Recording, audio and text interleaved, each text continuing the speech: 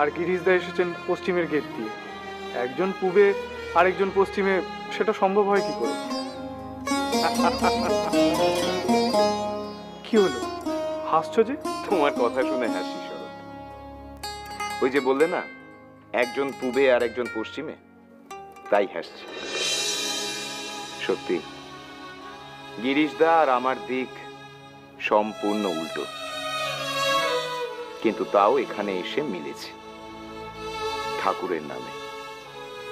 দেখো শরৎ, চরিত্রগত দিক থেকে আমরা যে যতই আলাদা হই না কেন, সব কিন্তু এসে মিলেছি এক জায়গায়, শ্রীরামকৃষ্ণ স্মরণে। ঠিক তাই, দেবেন মজুমদারের গানের ভাষায় আমরা সবাই শরণাগত কিঙ্কর। ঠিক তাই। তবে এখন প্রশ্ন হলো, ঠাকুর জিসিকে কি এমন খাওয়াবেন যেটা আনার জন্য লাটু দাদাকে বাটি হাতে ছুটতে হলো? আচ্ছা ঠাকুর, এত খাবার থাকতে আপনি আমাকে কচুরি খাওয়াতে চাইলেন কেন? না, কচুরি আমি ভালোই বাসি, ভালোই খাই।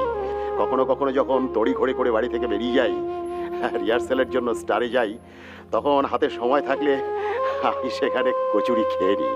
ওই কি জানিস গিরিশ, ওই কচুরি হলো গিয়ে ওই রজগুণের খাবার। হ্যাঁ, তুই আজ তাই খাবি। হ্যাঁ হ্যাঁ রে গিরিশ, তুই তো আগে খুব মুখ খারাপ করতিস, এখনো করিস।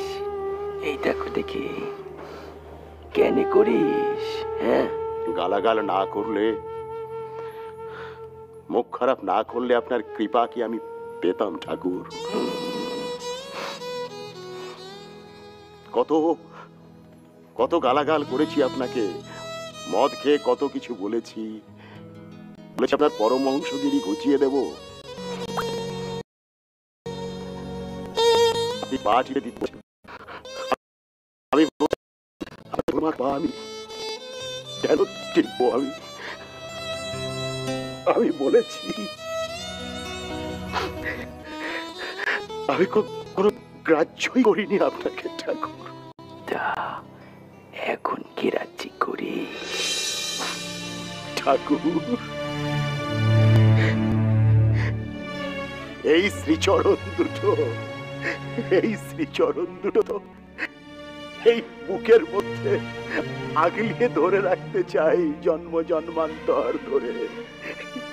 এই শ্রীচরণটুকু আগে যদি জানতাম যে পাপ করলে এমন গুরু মেলে, এমন শ্রীচরণের তলে